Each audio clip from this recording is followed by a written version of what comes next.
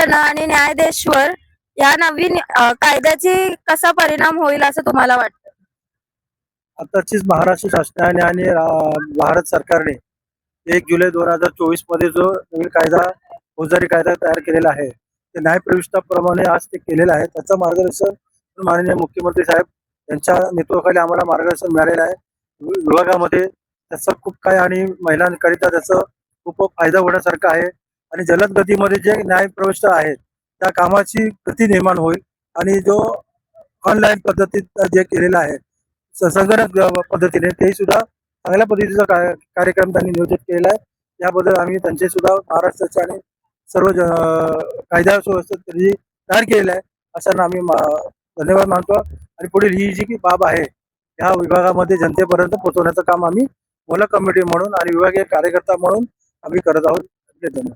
माझं नाव Sudhir पुगावकर, Mumbai नेहरम Agripada police station.